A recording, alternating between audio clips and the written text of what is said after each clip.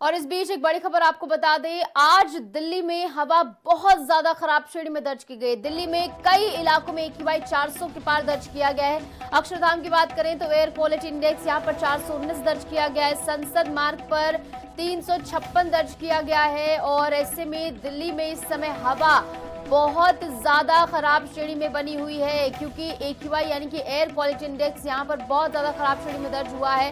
क्योंकि लगातार दिल्ली की हवा जिस तरीके से खराब श्रेणी में पहले से भी बनी हुई थी, तो ऐसे में लोगों को भारी दिक्कतों का सामना भी करना पड़ रहा है। आंखों में जलन होना, आंखों से पानी आना, ये वो दिक्कतें हैं जो कि लगातार लोगों के लिए जो है परेशानी का सबब यहाँ पर बनी हुई है। ऐसे में दिल्ली सरकार की ओर से जरूर कुछ बड़े प्रयास किए जा रहे हैं, लेकिन इसके बावजूद ये कहीं ना कहीं जमीनी स्तर पर फलीभूत होते हुए नजर नहीं आ रहे हैं, क्योंकि AQI लगातार जस का तस बना हुआ है। आज दिल्ली का एयर क्वालिटी इंडेक्स बहुत ज्यादा खराब श्रेणी में बना हुआ है। दिल्ली में हवा बहुत ज्यादा खराब है और इसके चलते लोगों को भारी परेशानियों का सामना भी करना पड़ रहा है। ग्रेप की पाबंदियां जरूर लागू हैं, लेकिन कहीं ना कहीं उसका लाभ जो है वो जमीनी स्तर पर देखने को नहीं मिल रहा है। ऐसे में कहां पर कमी रह गई है, कहां पर ये लूप होल्स हैं, इनका पता लगाना बहुत ज्यादा जरूरी है, क्योंकि आम आदमी पार्टी भी लगातार इसको लेकर हमलावर है। आम आदमी पार्टी की ओर से भी लगातार सवाल उठाए जा रहे हैं और ऐसे में जिस तरीके से दिल्ली में बहुत ज्यादा खराब बनी हुई है हवा, तो ऐसे में कुछ प्रभावी कदम उठाने की मांग यहां पर की जा रही है। लेकिन ऐसे में किस तरीके से दिल्ली की हवा को इन कंट्रोल लाया जाएगा, क्या कुछ इसके मद्देनजर महत्वपूर्ण कदम उठाए जाएंगे आने वाले समय में, ये देखना बेहद महत्वपूर्ण होगा। क्योंकि फिलहाल दिल्ली की हवा कहीं से कहीं तक भी सुधरती हुई नजर नहीं आ रही है। बिल्कुल भी इसमें सुधार देखने को नहीं मिल रहा है। माइनर सुधार देखने को मिलता है, लेकिन अगले ही दिन 400 के पार एयर क्वालिटी इंडेक्स पहुंच जाता है। तो ऐसे में लोगों के लिए ये परेशानी का सबब बना हुआ है। और इस बीच हमारे साथ हमारे तमाम सहयोगी जुड़ गए हैं। केशव मोहन मिश्रा हमारे साथ दिल्ली से जुड़ गए हैं, देव वर्मा गाजियाबाद से हमारे साथ जुड़ गए हैं और मनोज सूर्यवंशी फरीदाबाद से हमारे साथ जुड़ गए हैं। तो सबसे पहले केशव, आपके पास ही आऊंगी। दिल्ली में हवा बहुत ज्यादा खराब श्रेणी में बनी हुई है, तमाम एहतियातन कदम उठाए जा रहे हैं, लेकिन कहीं ना कहीं जमीनी स्तर पर ये फलीभूत साबित होते हुए क्यों नहीं दिख रहे हैं?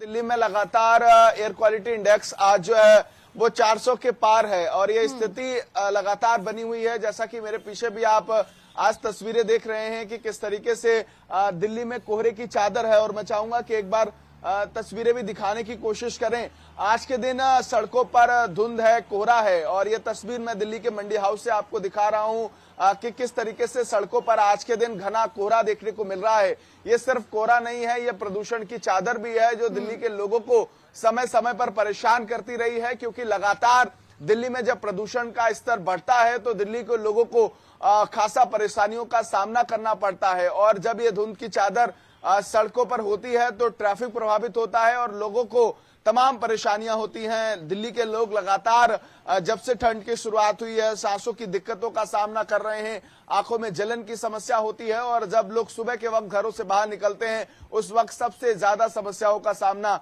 दिल्ली के लोग कर रहे हैं। बहरहाल सरकार हर साल प्रदूषण नियंत्रण के लिए कदम उठाती है। इस बार जब भारतीय जनता पार्टी दिल्ली की सत्ता में है, आम आदमी पार्टी लगातार सवाल खड़े कर रही है और ये कह रही है कि दिल्ली में प्रदूषण की स्थिति जो बदतर है उसको लेकर भारतीय जनता पार्टी शासित दिल्ली सरकार फेल है, और इस बार सरकार के सारे प्रबंधन धराशायी रह गए हैं। बिल्कुल, और इसी बात को लेकर आम आदमी पार्टी जो है लगातार हमलावर है और उसमें संसद में चर्चा करने की मांग भी इसको लेकर की जा रही है। देव, आपके पास आऊंगी, गाजियाबाद से हमारे साथ जुड़े हुए हैं। तो गाजियाबाद में किस तरीके से यहाँ पर AQI बना हुआ है वो तो बताइएगा ही। इसके अलावा हम देख रहे हैं कि दिल्ली NCR उसके अलावा तमाम इलाके, वहां पर तमाम एहतियातन कदम तो उठाए जा रहे हैं, लेकिन ये ऑन ग्राउंड क्यों नहीं दिख रहे हैं? कहाँ पर लूप होल्स बाकी रह जा रहे हैं? बिल्कुल, आपको बता दूं, जिस तरीके से प्रशासन की तरफ से आदेश जो जारी हो रहे हैं वो धरातल पर कहीं भी दिखाई नहीं दे रहे हैं। सबसे पहले मैं आपको एक बार तस्वीर दिखाना चाहूंगा अपने पीछे की तरफ की। आप ये जो देख रहे हैं ये चादर जो है कोई ऐसा नहीं है कोहरे की चादर है, ये कोहरे की चादर नहीं है, ये चादर है। यहाँ पर एयर क्वालिटी इंडेक्स आज का जो नापा गया है 900 के पार है। आप इस बात से अंदाजा लगा सकते हैं लोगों को कितनी दिक्कतों का सामना करना पड़ रहा होगा। और कुछ जगह ऐसी भी है जहां 1100 से ऊपर एयर क्वालिटी इंडेक्स पहुंच चुका है। तो आप इस बात से बिल्कुल अंदाजा लगा सकते हैं कि जिस तरीके से शासन प्रशासन के आदेश है, उसको किस तरीके से यहाँ की जो जनता है पलीता लगा रही है। आपको बता दूं, ग्राउंड लेवल पर अगर हम देखें तो कंस्ट्रक्शन का काम लगातार जारी है। वो किस तरीके से आदेशों का पलीता बांध रहे हैं, और जो धुएं धक्कार वाली चीजें हैं, जैसे कि होटल्स हैं, छोटे मोटे होटल्स होते हैं, उनमें भी कोयला वगैरह लगातार वो जलाना जारी है। आप इस बात से अंदाजा लगा सकते हैं उनको किसी की भी फिक्र नहीं है। यहाँ की जनता भी बिल्कुल इस तरीके से आप एक बार समझ सकते हैं बेफिक्र होकर चल रही है।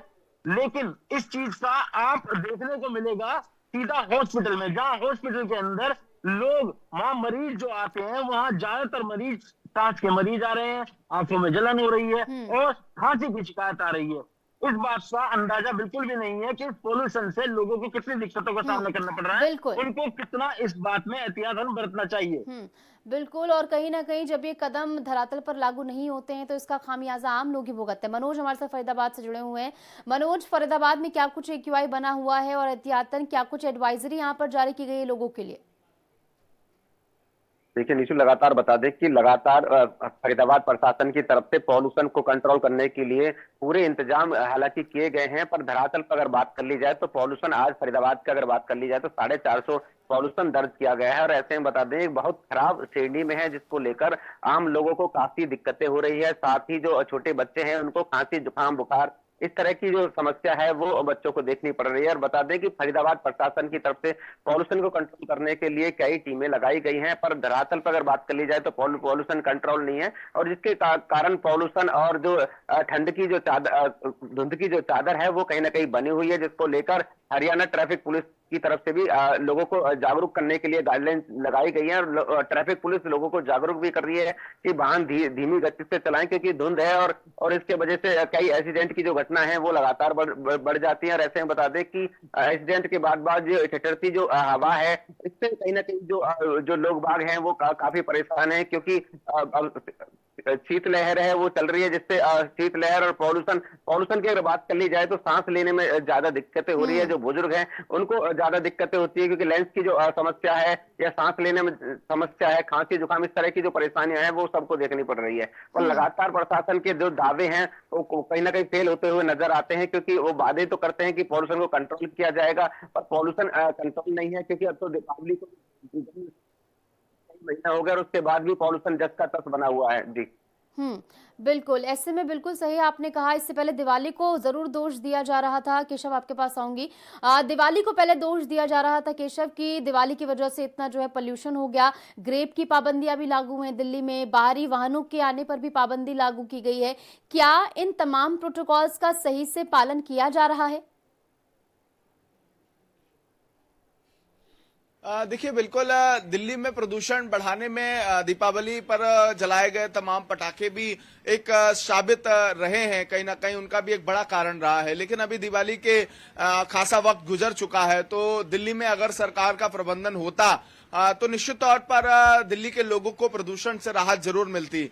और ये पहली बार नहीं है कि दिल्ली सरकार पर इस तरीके से प्रदूषण पर सवाल पूछे जा रहे हों। कई बार और लंबे समय से दिल्ली के लोग प्रदूषण का सामना करते हैं। दिल्ली सरकार ने एक आंकड़ा पेश किया है। उन्होंने कहा कि इसका अंतिम जो सर्वे है वो 2018 में करवाया गया था और यह सुनिश्चित किया गया था कि दिल्ली में कौन कौन से प्रदूषण बढ़ाने के कारक हैं, दिल्ली में कितने प्रदूषण के हॉटस्पॉट हैं जहां पर सबसे ज्यादा प्रदूषण फैलता है, और प्रदूषण फैलाने में कौन से इंडस्ट्रियल इलाका जो सबसे ज्यादा काम कर रहे हैं। एहतियातन कदम जरूर उठाए जा रहे हैं, लेकिन कहीं ना कहीं जमीनी स्तर पर फलीभूत साबित होते हुए नहीं नजर आ रहे हैं। बार बार सवाल उठाए जा रहे हैं। बहुत बहुत शुक्रिया, आप जुड़े, सब तमाम जानकारी आप सभी ने साझा की।